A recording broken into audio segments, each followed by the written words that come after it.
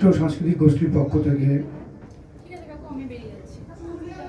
সবাইকে আমাদের ধন্যবাদ এবং চারুকণ্ঠ সংস্থাকে আমাদের ধন্যবাদ। উপস্থিত সবাইকে আমাদের ধন্যবাদ ও প্রণাম। আমরা শুরু করছি আমাদের আজকের শ্রুতি নাটক পরিপূর্ণ। রচনা সেলভি সেন, কণ্ঠদানে কৌশিক করগুপ্ত ও সেলভি সেন। প্রেক্ষাপট শীতের সকাল, স্বামী স্ত্রীর কথোপকথন। এই নাও চা এনেছি। আবার ঘুমিয়ে পড়লে? বাহ, আজ না বলতেই চা হাজির। কই দাও।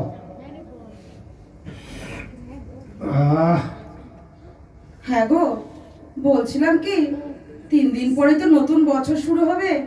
তা বছরের প্রথম দিনে শীতের ছুটিতে কোথাও গেলে হয় না? পুরী যাবে? কি সুন্দর সমুদ্র, বালুকা বেলা, জগন্নাথ দেব। কি গো, যাবে পুরী? বলো না। চাটা দারুণ হয়েছে, কিন্তু কফি হলে সকালটা বেশ জমে যেত। দূর, আমি বলছি পুরী যাবে। শান্তিতে চা খাচ্ছি, তার কোনো উপায় নেই, কানের কাছে পুরি পুরি করছে।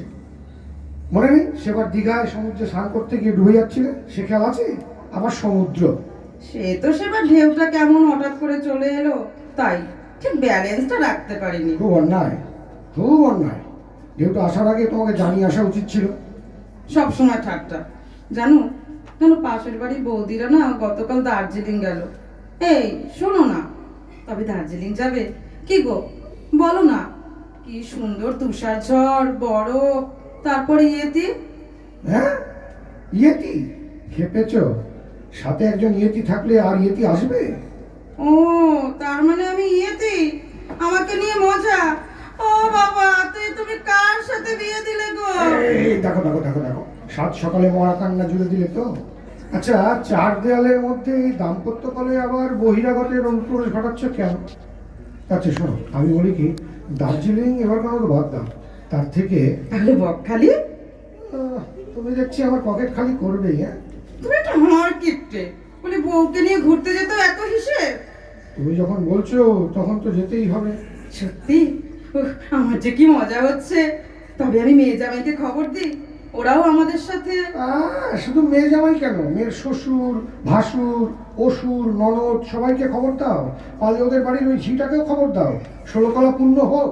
ছি, তুমি এত কিপটে, নিজের মেয়ে জামাই। মেয়ে জামাই? তোমার জামাই যে একটা যন্ত্র। প্রতিবার জামাই ষষ্ঠীতে ট্যাক্সি করে এসে কুমির ছাড়ার মতো একটাই 500 টাকার নোট দেখিয়ে বলে, বাবা আপনার কাছে খুচরো আছে, আমার কাছে চেঞ্জ নেই, ভাড়া দেবো কি করে? অগত্যা আমাকেই প্রতিবার ভাড়া দিতে হয়। নিজের জামাই সম্পর্কে এসব বলতে লজ্জা করে না? না করে না, আর মেয়েটাও হয়েছে তেমন। গতবার অফিসের বস একটা ইম্পোর্টেড ট্রিমার দিল, আর মেয়ে অমনি, বাবা তোমার জামাই এটা পেলে খুব খুশি হবে বলে ঝপ করে ট্রিমারটা ব্যাগে ঢুকিয়ে দিল। আরে তোর স্বামীর বিল কি মাল খাওয়ার টাকা আছে, আর একটা ট্রিমার কেনবার ক্ষমতা নেই? নিজের মেয়েকেও এসব বলছো? বিয়ের পর মেয়েরা বাপ মায়ের থাকে না, বুঝলে, স্বামীর হয়ে যায়। এসব বাজে কথা রেখে বলো তো ঘুরতে নিয়ে যাবে কিনা? বলছি তো যাবো, যেতে তো হবেই। সত্যি? উফ, খুব আনন্দ হচ্ছে। বেশ, তবে আমরা বকখালি যাচ্ছি 1 জানুয়ারি। হ্যাঁ, 1 জানুয়ারি। তবে বিনয়কে অটোটা নিয়ে আসতে বলে দেবো। আপ ডাউনের কথা নেবে, 500 টাকায় নিই। দুজনের খাওয়া খরচা 200 টাকা ধরলাম, ওই 700 টাকায়। তার মানে তুমি কোথায় যাবার কথা বলছো? কেন, গঙ্গার পরে হাওয়া খেতে। শীতকালে অনেক পাখি আসে, সেখানে তোমার বকও নিশ্চয়ই আসবে। তারপর দিনের শেষে বক উড়ে গেলে জায়গাটা খালি হয়ে যাবে, বক আর বকখালি দুটোই দেখা হবে। তারপর আমরা খেয়ে দিয়ে বাড়ি চলে আসবো। হে ভগবান, এ কার সাথে আমি ঘর করছি? শখ আহ্লাদ সব গেল এই মিংসের পাল্লায় পড়ে। এই মিংসে ছিল বলেই সপ্তাহে 5 দিন মাছ, একদিন গাওয়া ঘিয়ে ভাজা লুচি, একদিন মাটন জুটছে।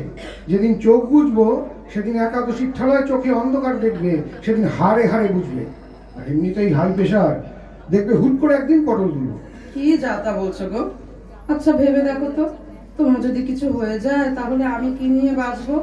এই বুড়ো বয়সে আমাদের সম্বল তো আমরা দুজনেই। না গো, দরকার নেই। দার্জিলিং বকখালি গিয়ে আর দরকার নেই। তার চেয়ে চলো না গো, নৈহাটির বড় মার কাছে গিয়ে পুজো দিয়ে আসি। এইটা ঠিক বলেছ। বড় মার কাছে বছরের শুরুর দিনে পৃথিবীর সবার জন্য মঙ্গল কামনা করে আসি। চলো, মায়ের কাছে প্রার্থনা করে আসবো জীবনের শেষ দিন পর্যন্ত আমরা যেন এইভাবেই দুজনে দুজনের সাথে থাকতে পারি। আর যা টাকা পয়সা বাঁচবে তাই দিয়ে অসহায় মানুষকে যেন আমরা কিছু খাওয়াতে পারি, সাহায্য করতে পারি। বেশ, তাই হবে। জয় বড় মার জয়। জয় বড় মার জয়। নমস্কার।